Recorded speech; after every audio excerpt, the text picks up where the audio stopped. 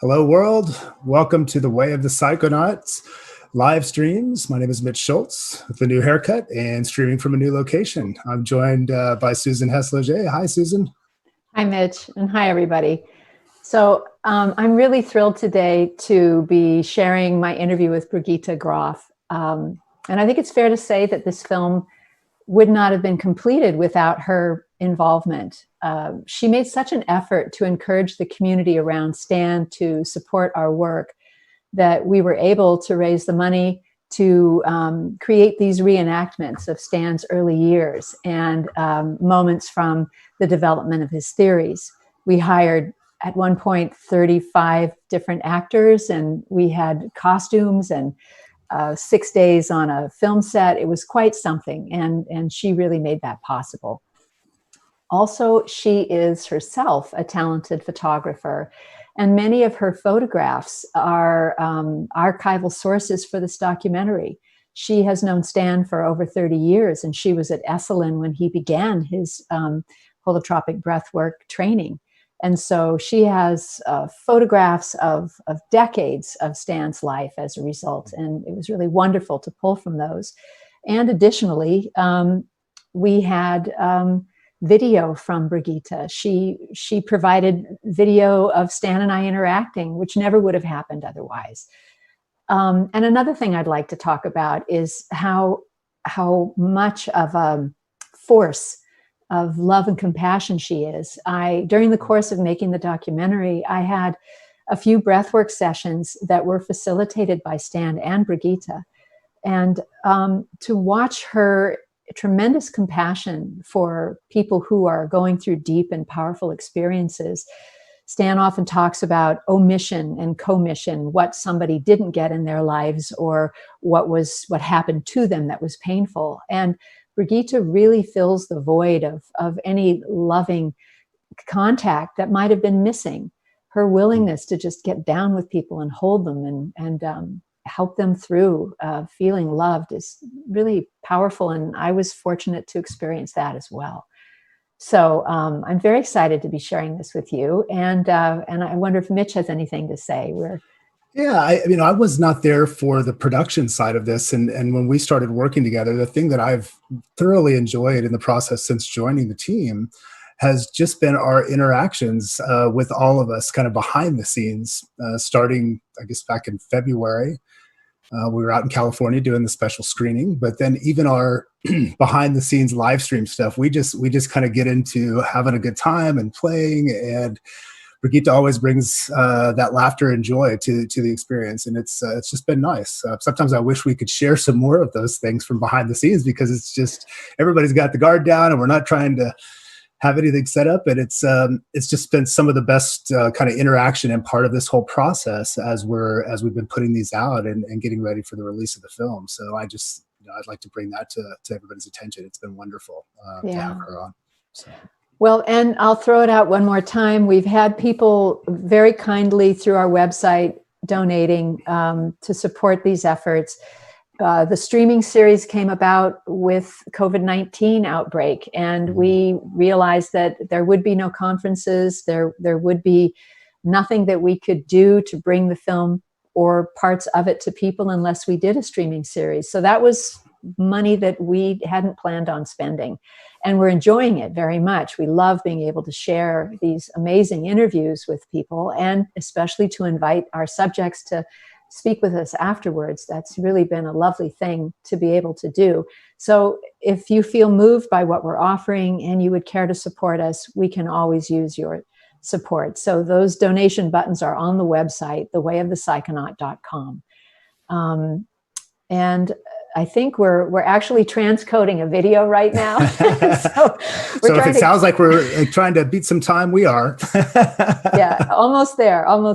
And I just want to throw out a really quick thank you to our team. We have Stephen Tucker, who manages our live stream through his live stream remote studio. And then, of course, Mitch and Matt, who came through their DMT spirit molecule, sharing their community with our community, and hoping to really just elevate everybody in this process, get this information out there. And especially as we're facing such an important period of human transformation, we really do need to rise to meet the moment. Well, I think the timing of the documentary, Susan, and the release is perfect for the time that we're in. I mean, people are asking some of these bigger questions that we may not get to ask all the time in our daily lives, and also feeling the strain and the challenge of having to go through this process, and knowing that there are ways that we can. Okay, thank you, Stephen. We just got the word. Just knowing that we have possibilities and ways to explore healing that are outside of kind of traditional means, but have some profound impacts. And I think that Stan's story and having all of these folks that have contributed to this is timely, and we're pleased to be able to share that and hopefully offer some solace in this time. So, well, maybe I should just kind of jump in and give you a quick description of what Brigitte's interview is about. In this video, Brigitte Grof describes holotropic breathwork, the importance of honoring the breather's inner wisdom, and the use of bodywork to intensify the experiences and clear blockages. Although originally interested in psychology, she eventually incorporated breathwork into her approach because of the amazing potential it holds for individual healing. Brigitte notes that, Brigitte notes how the expanded cartography of the psyche that Stan introduced, which includes the transpersonal, birth process, and one's experiences after birth, allows facilitators to make space for breathers to go deep and fully immerse themselves in the process. We hope you enjoy, and we will be back shortly with Brigitte Grof. Thank you.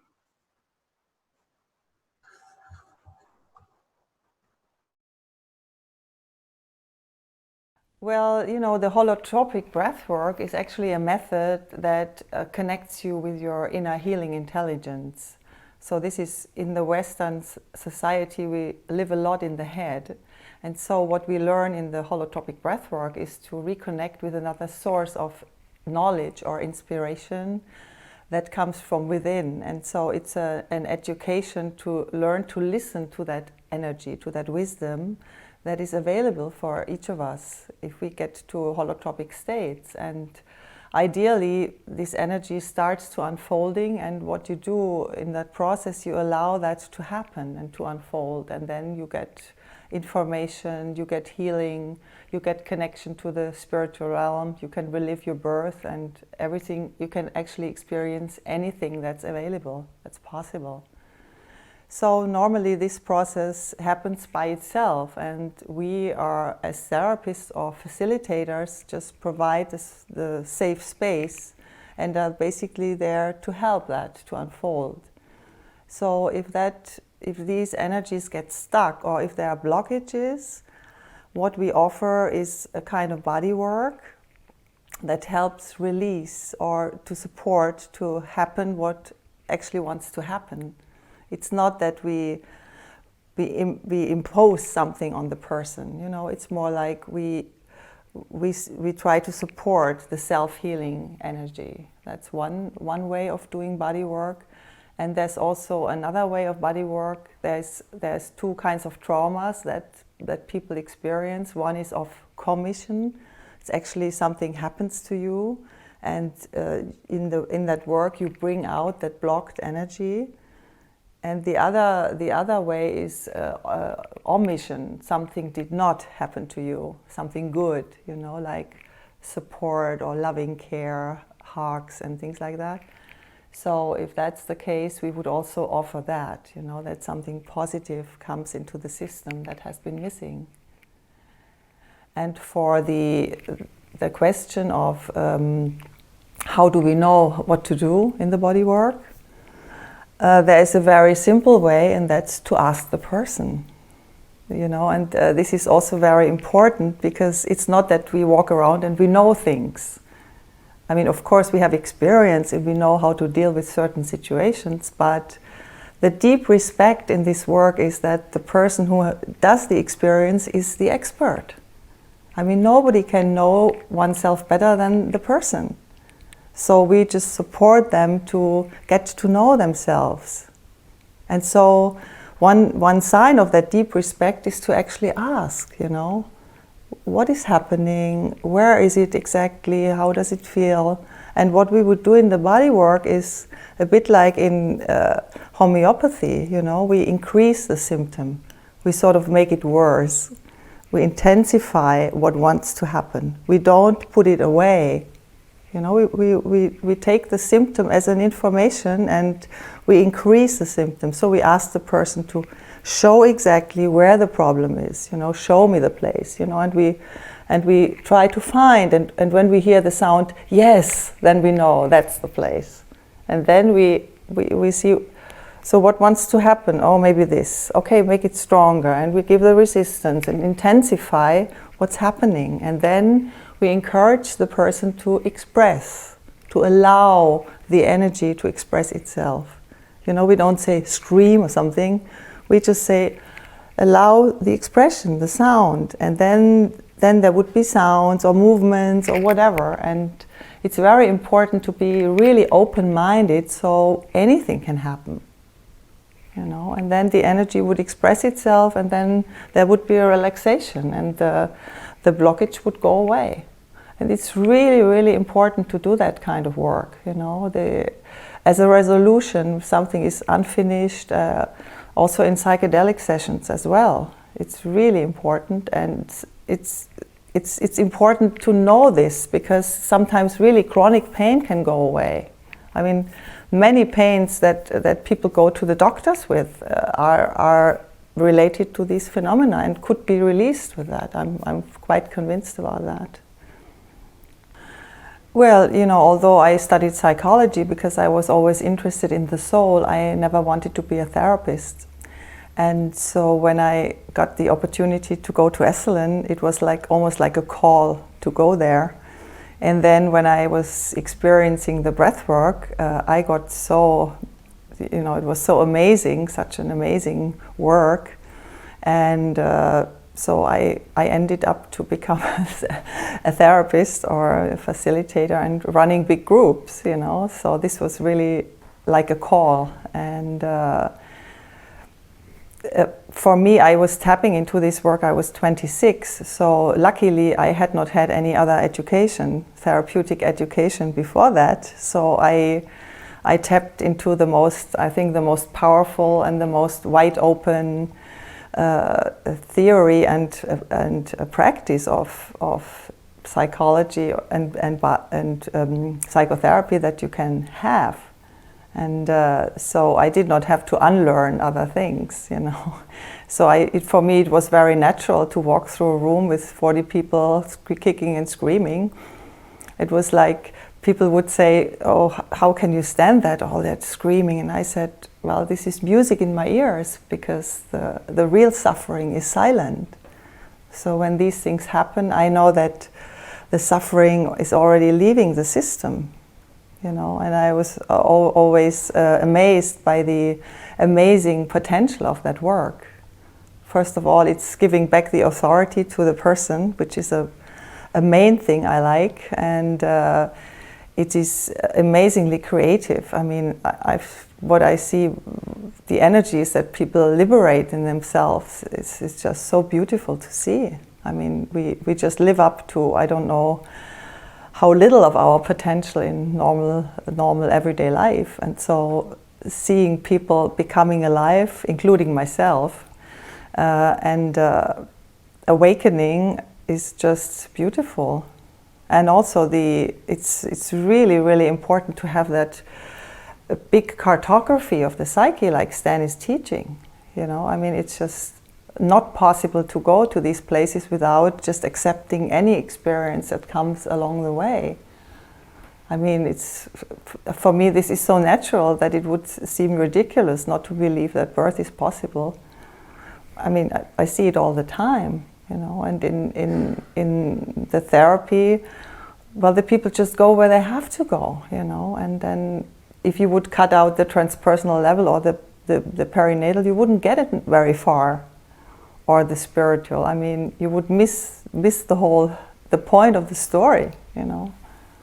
And such a difference if people sit and talk, or if they lie down and allow themselves to go into that dimension. This is not comparable at all. I mean, it's very valid for people who have never spoken about their problems to speak to somebody who is really compassionate and understanding. I really appreciate that. I don't want to put that on discredit that, but there's so much more to explore, to discover, you know. And for healing or reconnection with who we really are, we need a much more bigger space within ourselves and in our heads and our souls. Incredible things can happen in short time, but I think also healing and transformation has a lot of factors. I mean, there's a factor of your own history, of your karma, so to speak, or, you know, of destiny, and then of your inner work. I think many factors work together, and sometimes it's like somebody, you know, I have people come to my single therapy and I say they fall on the mattress like a ripe apple from the tree. It's just the right timing for them to come there and to be ready to have these experiences. It's very hard to say if you can bypass anything on your own spiritual path, but certainly it would attract people who I would say are more ready to go for it. And if they really are, and then these are powerful methods that can really help you to, you know, have great breakthroughs. And also there are some times where you just need to do your homework, you know. It's a combination, I think. But I think those are psychedelics and breathwork are some of the most potent things I know that are available. The holotropic breathwork sessions in the setting as they are designed, I think, are perfect. I mean, they don't need evolving, I think. There's like some perennial wisdom and methods that are just good, you know. For the breathwork sessions, it's wonderful to have this indigenous kind of tribal music played. I don't think it needs to be updated to techno or something. I think it's really powerful, ancient, tribal music that works. So in the breathwork, it's good to have really unlimited time for the session, so you can really dive into your trance state and not worry about having to, you know, pull yourself up together and function. That's a really deep component of that work. Also the sitter and the breather. So you have somebody sitting next to you with loving attention, unconditional, you know. It's so beautiful. Also to give that space to somebody is a gift, and to receive it. And the fact that you switch the roles the next day or so makes it such a wonderful balance, you know. So that's really, people are very moved by doing that and receiving that. So it's very important. And for the evolution in my own single work, you know, I've been doing the breathwork for over 30 years now, and so of course in my single therapy work, I didn't want to just talk with people, so I started out giving individual breathwork sessions for 3 hours or so, and you know, it was quite expensive for the people, and I was really getting a bit annoyed of hearing the music all the time. So somehow over the time it has changed. I didn't play the music anymore, and also I was sort of figuring out that that this is not for the holotropic breathwork workshops, okay, not for the group setting. This is my individual work from the experience over the last 25 years probably. I found out a format where I'm like talking with the person first for maybe 15 minutes, and then we move to the mattress for an hour or so, and then back to the chair to get it all together. So mostly it works out in a time frame of 1.5 or 2 hours, and a good hour on the mattress. And then I also have them, you know, breathe, or basically also exhale with a sound, and then just watch what's happening. There's no talking for maybe half an hour, and then I would check in and see what's happening, and then see if there's any body work needed, and so on. And so this has really worked out well, you know. I mean, people really get something else than from an hour or an hour and a half talking therapy. And it's so amazing to see the difference in energy when we talk and when we go to the mattress. I mean, just the change of posture and the breath and basically the permission. I basically say everything's fine. You can be who you are, whatever is happening is good, is fine, and I can handle everything that comes. This is basically the info. And also I say you have another source of knowledge and inspiration. That's your inner healing intelligence, and you allow it to happen. These 4 sentences do it. You wouldn't believe there's people who have never done anything. They lie down on this mattress and things start to happen which are unbelievable. And so I believe that over the years of doing that, it has been created a field, I would say. And it's basically a field of permission of that healing energy to happen. And often people come, they have done talking therapy, and they say, it has helped, but there's more. I mean, they know I do this kind of work, so it's been a real blessing. And I believe if more therapists could offer that in the single work, that would be really, people would really like that. So I've been teaching that for the last 10 years. So this has been my development. And the breath work, also it can be combined, you know. We just had a week-long seminar where we did a family constellation in the middle between 2 rounds of breath work. It's really, really great. And, you know, whatever you combine, the importance is that you respect this inner healing intelligence that wants to happen. Whatever is combined with the breath work should be combined in that sense, that you're not imposing anything, but you're just using to support what wants to happen. And this is like in the body work, what I love about the body work, it's like a dance. You know, when people come first in my private therapy, they don't know anything about how it feels. So what I teach, I start teaching them what is possible. I start touching them and I say, how does it feel? And it can be a stronger touch or very light. And I teach them to feel what feels right for them. This is the clue, that if you support somebody with bodywork, it has to be right for the person. You have to be really willing to serve what feels right for them. You know, and once I found out, you know, that of course I want to be a good therapist, but what is even better is to be a free therapist. So if I don't try to be good, but I just serve what wants to happen, then there's a certain sense of freedom that comes, which is really, really lovely. And so that's the dance of the body work. Well, in the breath work, it's also important, you know, if we said we either can communicate with the person and ask where is it, what is happening, but sometimes in the middle of the process, you know, things, you can't really talk with the person, that would interrupt the process. So if we see somebody is like a longer time in a difficult situation and they would like push or so, we would offer, if somebody calls for response, we would offer that, you know. But it's really important that the person who is breathing is always in charge. So if we offer something that doesn't feel it's fitting, they can always say stop, or, you know, tell us to stop, and then we would renegotiate if, you know, we can do anything better or if it doesn't fit. It's always the respect for the person in process is always the first, you know, number 1 rule.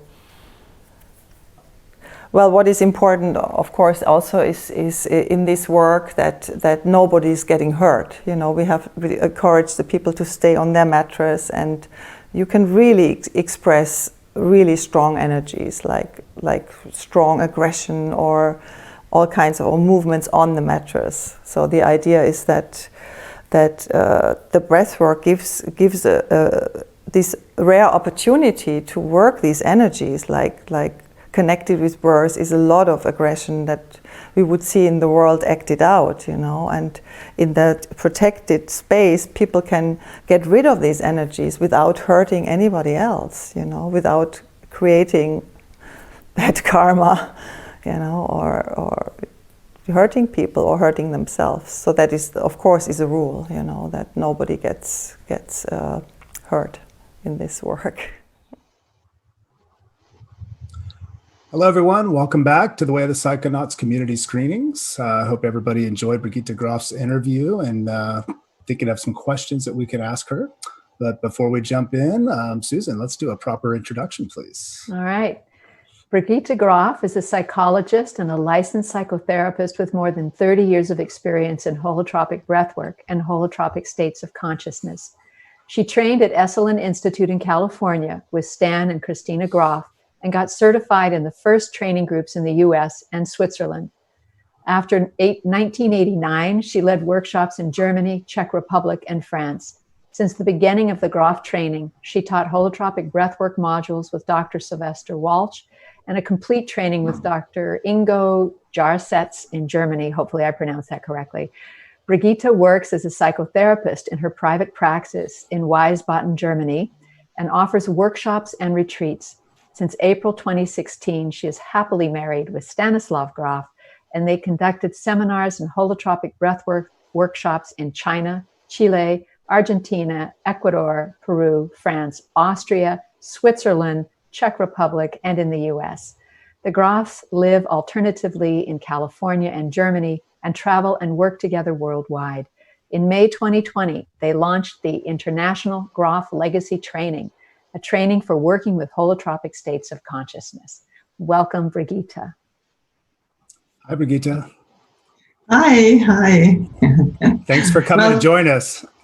Oh, thank you so much for your lovely introduction, and thank you for the wonderful time we have together in this project. It's been an honor and a pleasure and a joy to work with you, and it still is. So I hope so. And let me know if it isn't, and it will. And hi, everybody out there. Thank you for following our streamings, and also for your support and interest in our wonderful film project. So thank you for being here today with us. Yeah. Susan, is it okay if I jump in with maybe a first question to kick us off? Excellent. Yeah. So I don't know why I hadn't thought about this having you on other times, but I know there are a lot of people in the community or that are tuned in that are familiar with the breathwork process and what it entails. But I also think there are probably a lot of them out there that don't know much about it. And I'm just wondering if you could give us a little more detail on the process and how that unfolds. Well, actually, what is quite interesting that actually this work came out of the psychedelic work. You know, it was not like Stan and Christina would sit down and think, oh, what could we invent today?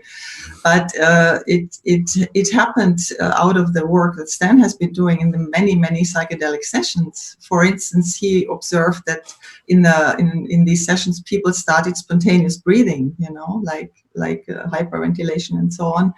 So this was part of the inner process, and also the idea of like really letting this unfold from within. The inner healing intelligence was the strategy in the psychedelic sessions as well. It was not like the therapist has a program that is imposing on the person.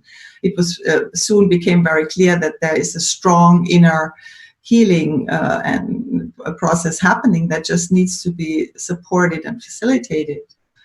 And actually also the idea of the body work came through the people themselves. You know, there were some people that didn't feel completed after the psychedelic session, and they actually said, oh, I still have a pain here or a blockage. Would you please push against it? You know, and Stan would push, and then they would express their emotions, and then they could finish the session in a good way.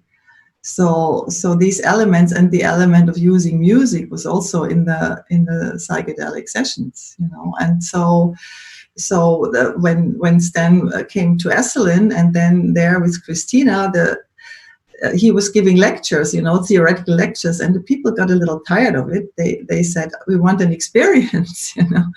But of course the psychedelic couldn't be done. So they were thinking of, oh, maybe we lay them down and, you know, have them breathe a little and play some music. And so that really worked, you know. And then one day they had a big workshop with 40 people, the two of them, and Stan had injured his back by working in the garden. So it was clear he couldn't be on the floor. So they decided to pair the people up, you know, have a sitter and a breather, so they could assist each other. And so the idea of the sitters was born, and people liked it so much that this was a continuous part of the holotropic breathwork, you know. So all these elements actually come together for holotropic breathwork, which means moving towards wholeness. Holotropic means moving towards wholeness. And so typically in a workshop, you would have a group of people, because the group energy is also very good for the inner process, and they would be pairs for the weekend or the seminar. And then one person would be the breather in the first session, and the other would be the sitter. And the second session, they switch the roles. So they both are once a breather, once a sitter, you know. And so this is done on a mattress. The people, the breathers, are lying on a mattress, and they get a relaxation exercise. This is all done inward, the eyes closed, also like in the high dose LSD sessions. It's you close your eyes and you go inward. And it's really important that you don't have a special plan, you know, because it doesn't work.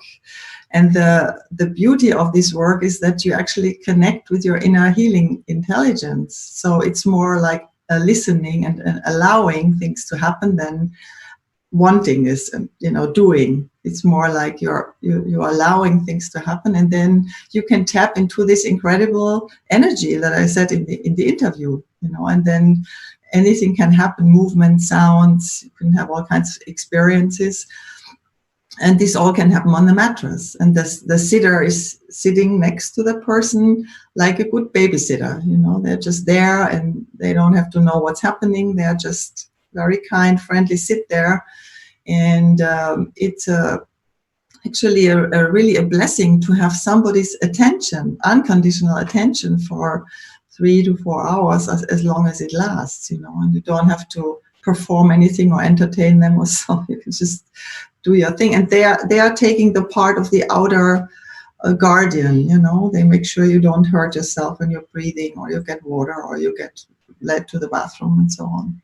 And there's music that follows a certain curve, you know. It starts, it's a very activating music, drumming and trance kind of music. We like to use a natural trance-inducing music from around the world. It's kind of archaic, and it's really helps to get into these states. And then it would build up to more dramatic kind of music and have a certain breakthrough, and then slowly go down with beautiful movement, you know, where you can still move, and heart opening, and then quiet, meditative, beautiful music. And the session, you know, it just follows its own rhythm and curve for every person. And normally it comes to a natural ending, you know, the person would feel completed and together. We are just there. The facilitators are not, they don't have anything they impose on the person. We're just creating a safe space. So this beautiful healing can happen, you know. And if there's any support needed, you know, if somebody in the process, usually we tell them to breathe deeper and faster. I forgot that, of course. It's not a certain technique. You just breathe deeper and faster, you know, really deeper and faster. This is kind of activating the unconscious unspecifically, you know. And then when something wants to happen or emerges, you allow that to happen.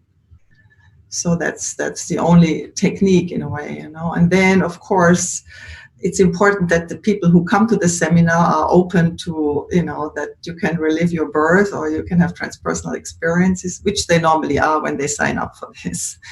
But it's, of course, important that they would allow everything that wants to happen, because the real healing needs to go through all levels, you know. So it's important that people are open-minded and allow things. And so if there are, you know, some things don't release by the breath or spontaneously, and they have a blockage that stays and hurts, we would also, can call us, and we would offer some body work to release these tensions, you know, so the process can continue. And also at the end, we'll check in with everybody, you know, we check in with every person, how they're feeling and how they feel in the body, because the body, you know, tells us the truth, you know. They say, oh, there's still this pain or discomfort, and then we offer the body work to release this blockage, so they can be as completed as for that day. Maybe not for the whole life, but for the day. So, and after that, we encourage people to draw a mandala or just play with colors, and again, not think much, just like, let it happen. And while they're still sort of in that space. And later we have a sharing group where we come together and they can talk about their experiences and show their mandalas. And again, it's the same spirit there.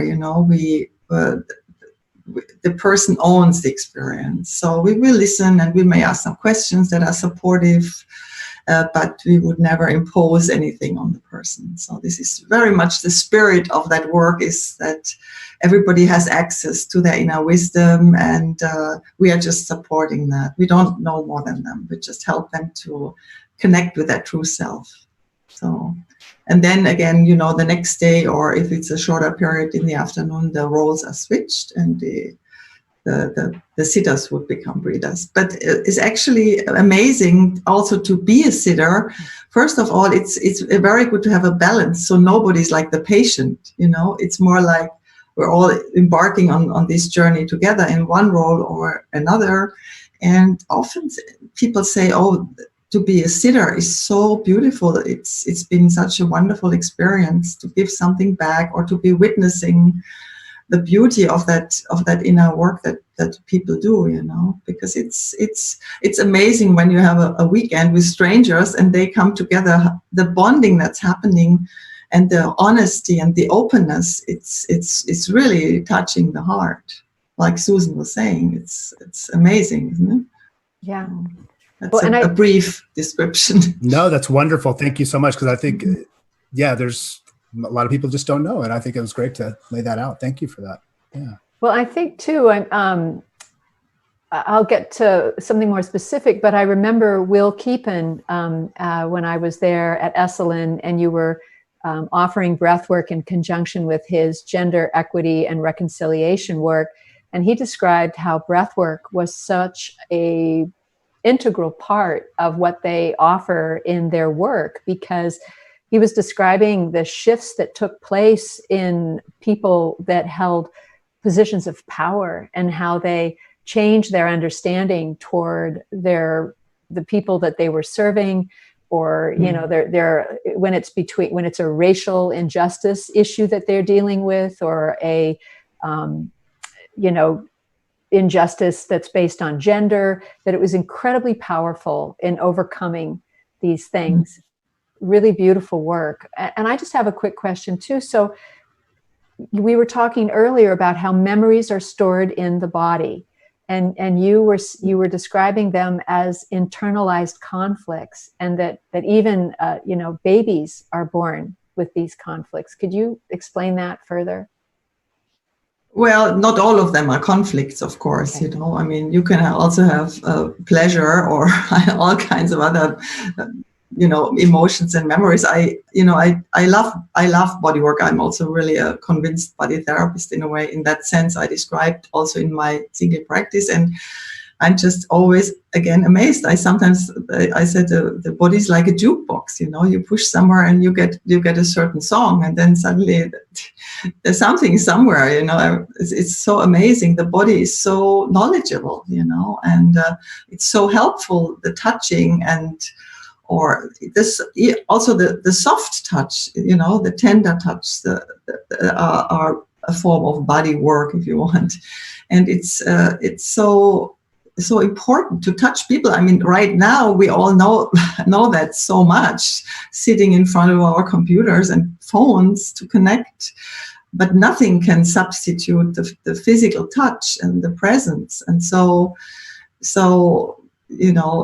the caring touch is a big importance in everything and human beings. So, but what you are describing actually is like if there's like a severe blockage or so, and these blockages often are like internalized conflicts.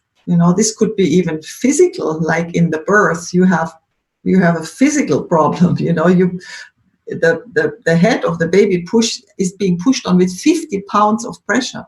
Yeah, I mean, you must imagine what that means, Or they found that babies were born, newborns already had bioenergetic blockages in the body from the birth. I mean, imagine the narrowness of this birth canal, and the child has to get through this. This is super intense. And so, again, like we say, the little crying the babies do after birth is nothing compared to what they should express to really integrate that experience. And so this would be a physical thing, or you have a memory like your brother was pushing you down to the earth, you were fighting, something like that, and that's stored here. Or you could have emotional conflict, you maybe had a very strict father or something, and you got very angry, but he said, no, don't, there was this no. And so you have these, impulses that you hold back all your life, and then you get this chronic pain. And so what we would do, again, as I said, we would not massage it away. That helps a little bit, but then it comes again.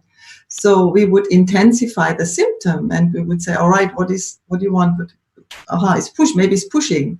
So the person has a conflict inside. There is part of the person says, oh, I really want to beat this, I want to beat him. And the other says, oh, no, it's too dangerous. So you have a constant, and then you get stuck. And so what we will do, we will sort of make that conflict in two parts. We push against it, and we take the part that says no. So the person, and we encourage the person to really, tense it up and then express it. And so the person can go into the yes, eventually express the impulse and the emotions that are stored there. And that would be an example from that. Mm-hmm. Sounds so healing. I can imagine, we were saying how imagine if people had this possibility of working through the internal tensions that they carry, as opposed to then projecting them out onto the world. Well, we had one woman. It was really amazing. She had a very bad car accident without it was not buckled up, and she had chronic pain because she was, falling around the car 30 years ago. And the doctor said, we cannot do anything. You have to live with this pain. And she came to the breathwork, and she was reliving this accident. And you could really see how she would make all these postures, and we would help her to intensify them. And she came a couple of times. And one workshop, she said, I know I have to come one more time, and then my pain is gone. And that was it.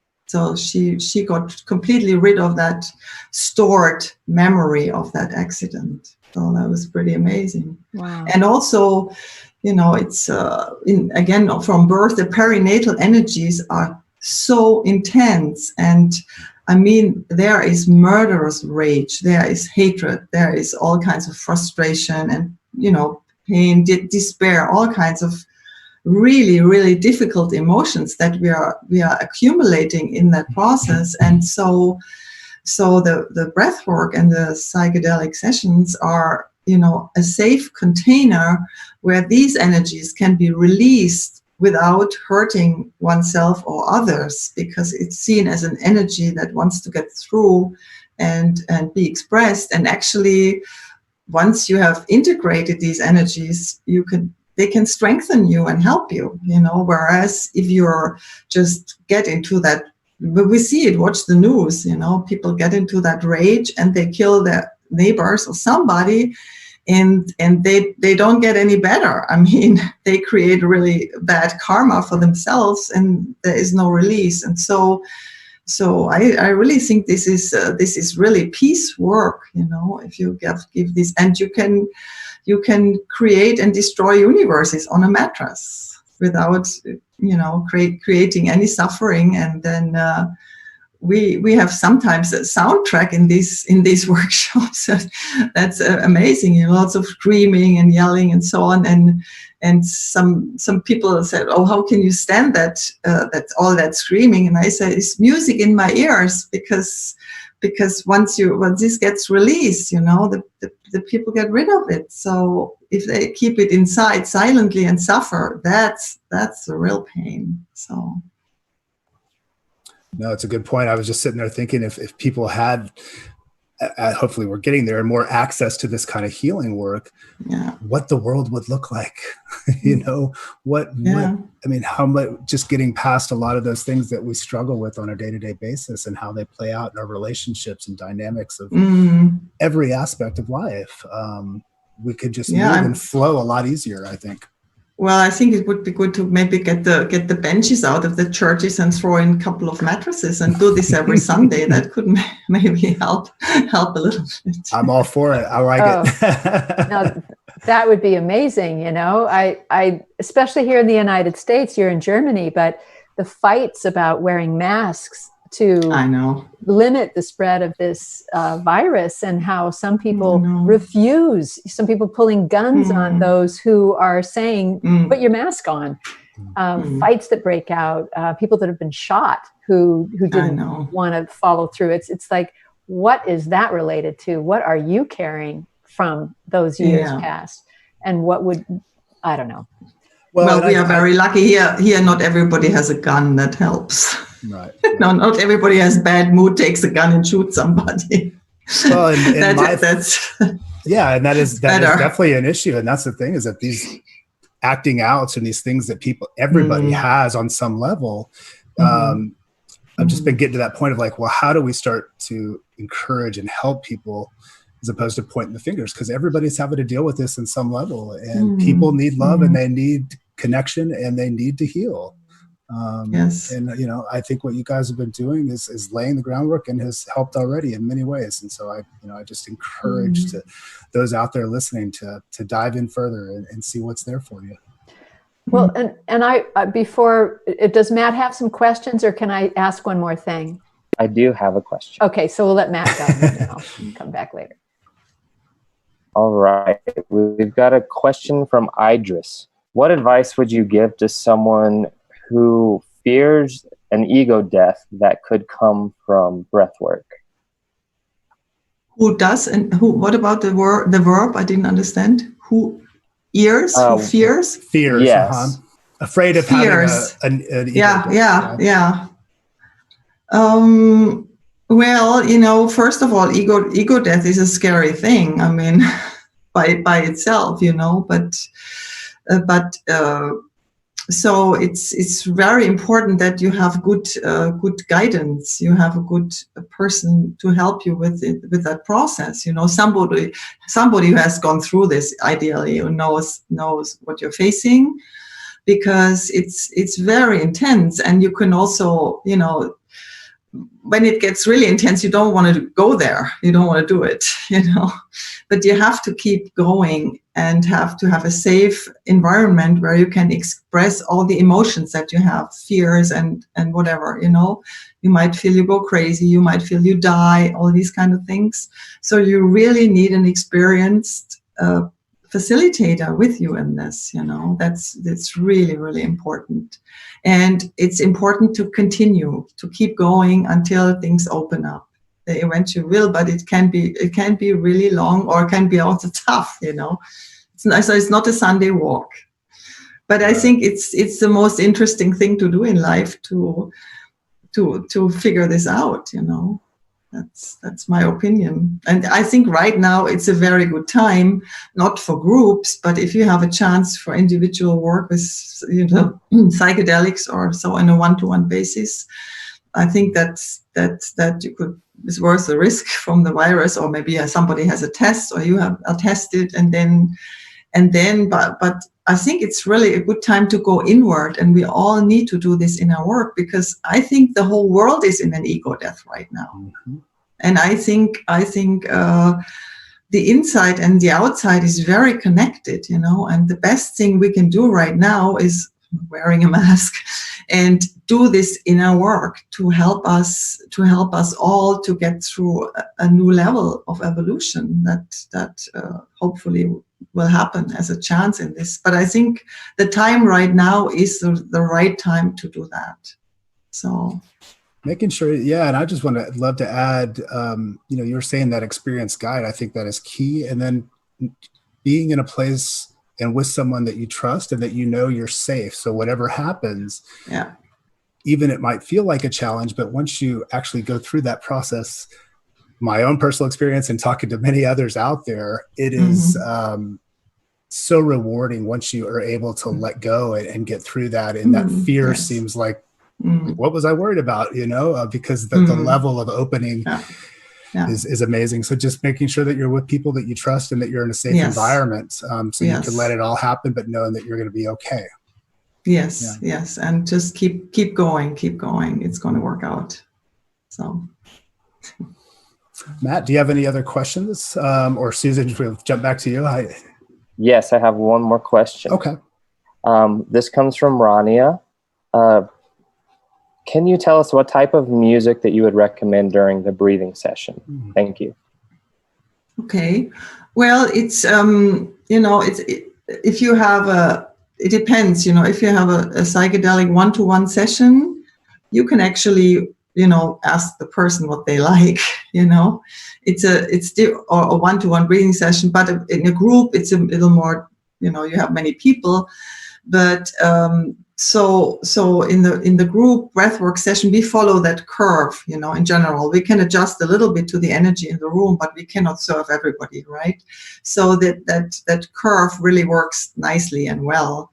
And the kind of music it's really important that it's not heavy electronic kind of music, and that it's not techno music, and that it's that is kind of tribal music, didgeridoo and drumming, natural drumming. Of course, there is some synthesizer music, but there is some synthesizer music that is more natural than the heavy electronics. So you can't just find only pure indigenous music, but you can find a lot of indigenous music. And if you have like the ayahuasqueros or something, the songs they are having, or you have a Sufi seeker that you play that they really use in their ceremonies, that's strong music. And when you're in this state, you don't want to have that artificial stuff, it feels really, really wrong.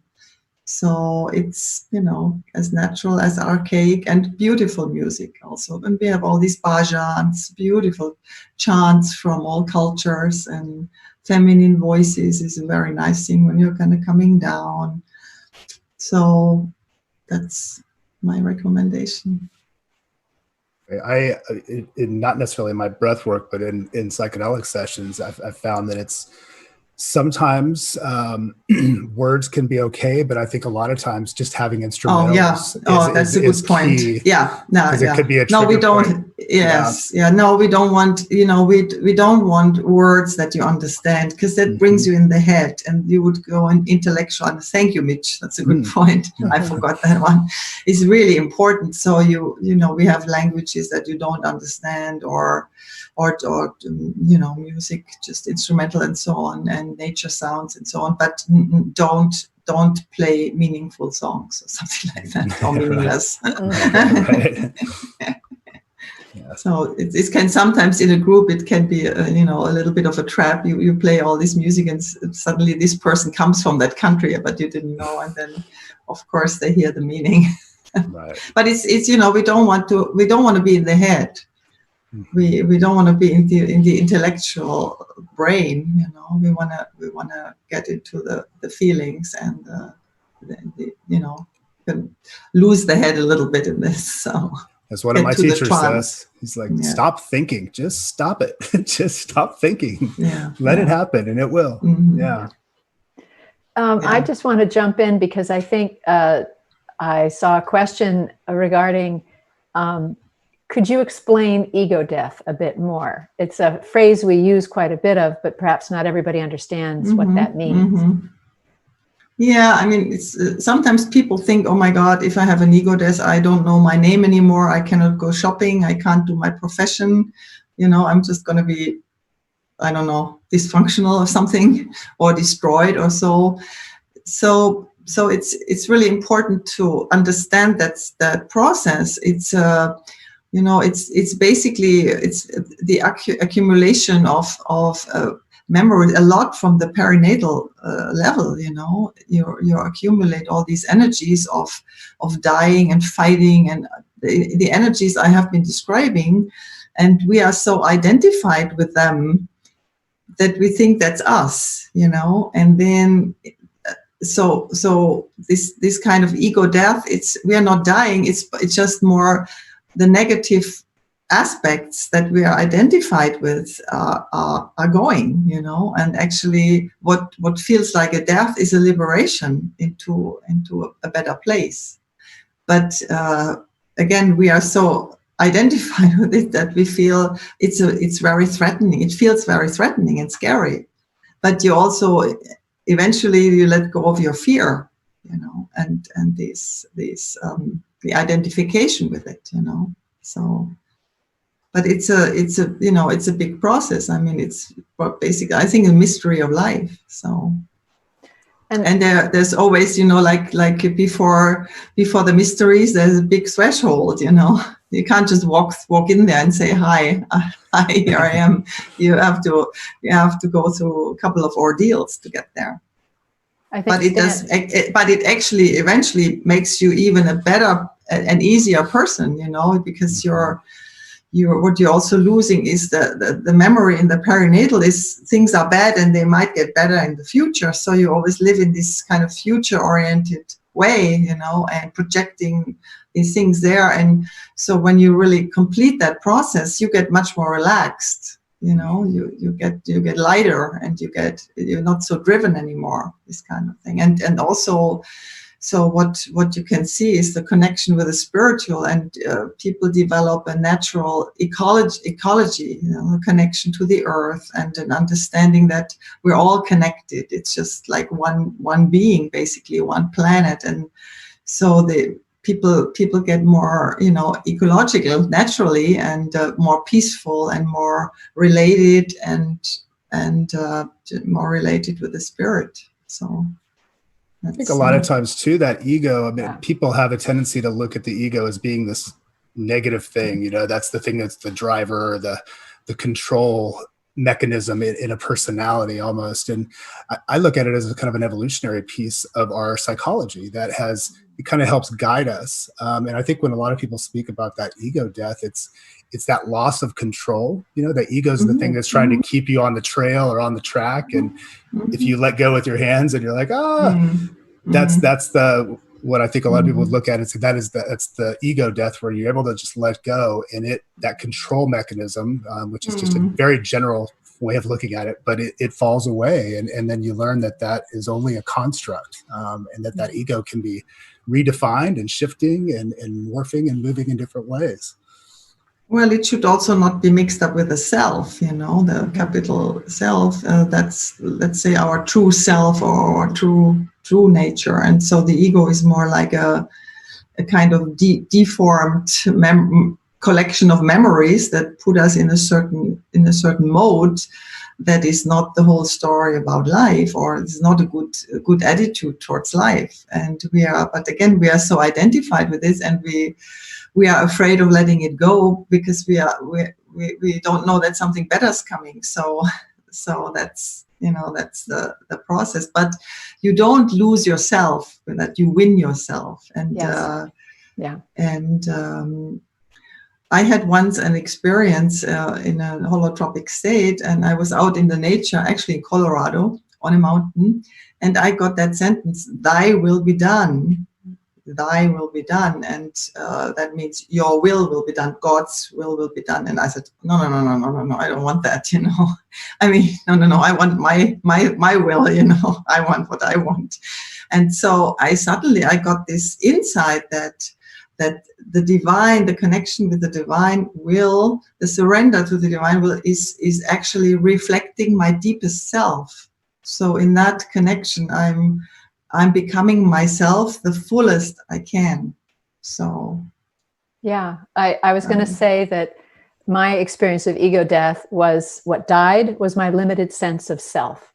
Yes. And again, the self that's defined by our experiences, the accumulation of disappointments and memories and what we carry from our ancestors. And then when that drops away, the big self, the self with the big S, the feeling of being one with something greater, and that is the true joy and sense of peace in life. Yeah. Well, and actually, I Stan and I, of course, we do our inner travels together, and I've learned one big thing from many things from him, many, everything. So, but one very, very interesting thing I've learned in my own process is that the fear of death is actually a memory.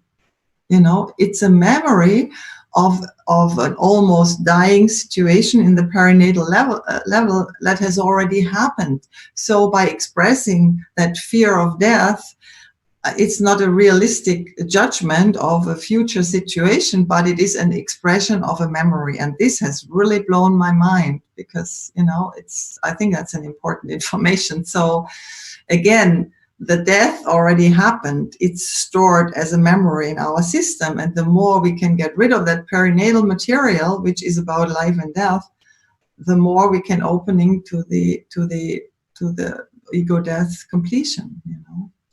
Do you think that fear of death as a memory can also be from a past life? Because all right, sure. Yeah. Sure. Yeah. Sure. Well, that's what I was saying.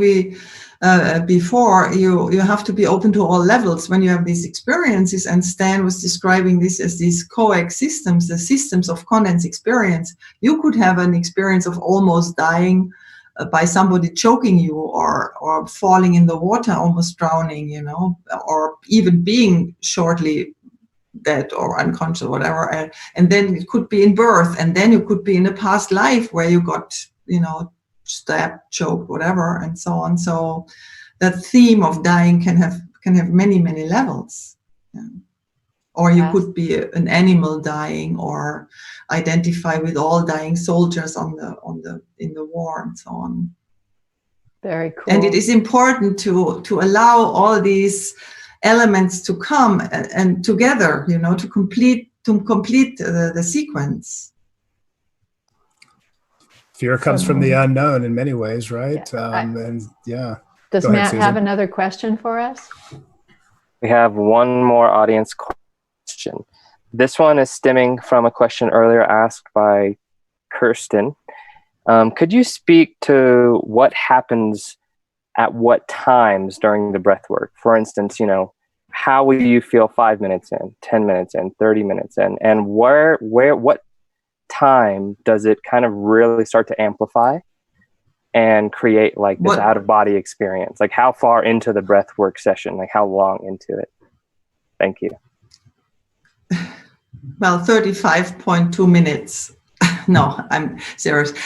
You can't predict anything. That's you know, that when people call and say, I want to do this and that in the session, it doesn't sell very well because we don't have a clue what's going to happen in the session. And, you know, you cannot predict what somebody would experience when or at all. It's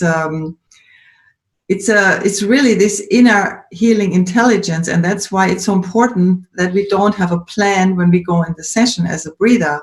Of course you have a plan. That's why you signed up for the workshop, you know, so of course you have some expectations, but it's really important to open up, to put them on the side. You might get an out of body experience. You might get an answer to your question. You might have an experience.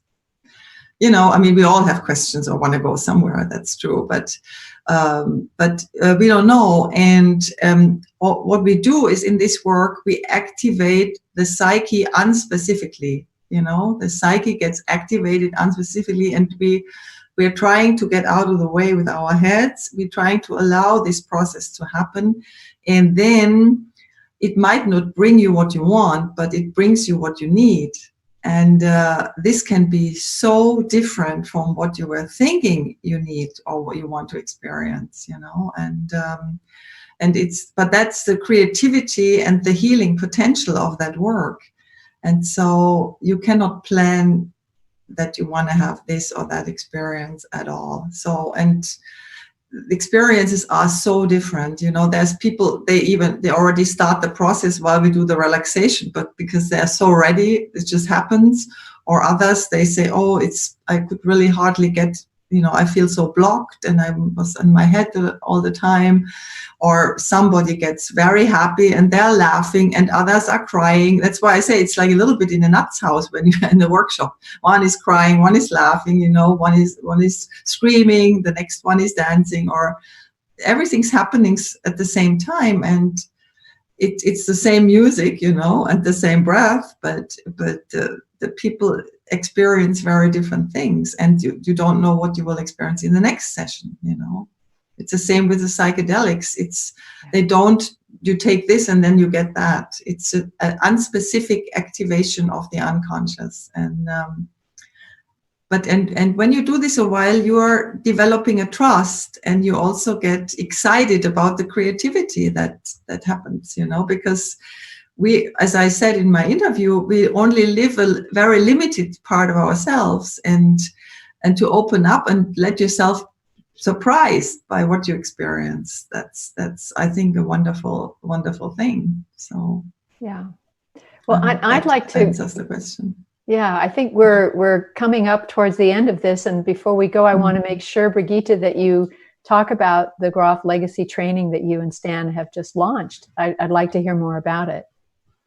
Yeah, well, we have in this spring, we have launched our new training, the Grof Legacy Training, and it is a training for working with holotropic states of consciousness. So the people will learn, first of all, you probably all know that Stan has written this life's work encyclopedia, the way of the psychonaut, where all his knowledge is in, and at the end of each chapter, you find more literature if you want to go in depth. And so this is the basis for the theoretical training, basis for the training. And also we have a lot of video talks from Stan, from the Shift Network and so on. So all his knowledge is there. And we have wonderful teachers around the world, very experienced people that also bring in their own expertise and wisdom and teaching. And so they are authorized to teach the Grof work, the Grof Legacy Training. And so we have different countries, and so there will be a lot soon, because right now, of course, we cannot do the breath work. That's with the virus. That's really not something you should do. But you can connect on our website. You can connect with the people in your country, and you can, email them and see what the plan is and how things are going. And so you're very welcome to join if you want to learn this wonderful work. So we are teaching holotropic breathwork. It will be also called Grof Breathwork for trademark reasons in our new training, but it is the holotropic breathwork as Stan really wants it to be taught.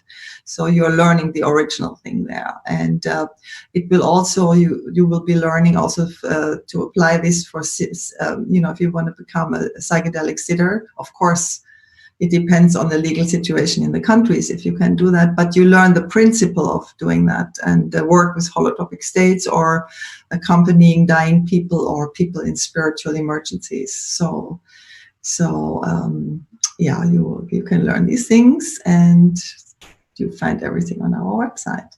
Yeah, I'm very excited about that. I think it's great. Yeah, so Mitch, anything more? Because I think we're well, I want to know who's off camera here. That's right. Is somebody in the room there with you, Brigitte? Well, I have a very nice surprise for you tonight. You come here. I have a special guest here. Okay. Hello. Hi. Hi, Stan. My beloved sweetheart. I don't have any. I give you a chair. I just come here. Sit here. Sit with me. Questions. I just wanted to thank you. What you have been doing. It's just amazing. We're getting a lot of email from people, how much get out of these Thursdays, how much at the time when it's not happening, actually, that people can at least keep the information, Well, we're here because of you. Yeah, and well, so coming up, we have Rupert Sheldrake. And then we have our Dear Stan, which will be that Sunday coming up. And then after that is Jill Peirce. And so I'm just really excited. And we've been talking about all of our full-length interviews that have been followed with Q&As. We're going to make them available on the website for people that join as members so that they have their own personal, hopefully, password, and then they will have access to this information, because the people who have joined us at no cost to discuss their interviews and answer questions from the audience, this should be offered freely to the public that we were hoping to reach. Yes. So that's our goal. Well, I've just been blessed just to be a part of this, and we shifted our approach with the documentary, but I think this has been a blessing in disguise to be able to have these weekly events and to be with you guys and just share and explore new ways. So thank you so much for being a part of it, everybody out there, and both Stan and Brigitte and Susan and Steven and Matt and all of you, because I just... Well, and also I want to thank you, Stan, for creating this work. I mean, you're just so amazing. Thank you so much. Well, all right, you guys. We love you very much. You have done your life into it, you know. Yeah. We love you. Bye bye. We love you too. Bye-bye, Bye, Brigitte. guys. Bye-bye. Thank you very much. Thank you. Well, Bye. thank you, Stan. Bye-bye. Bye.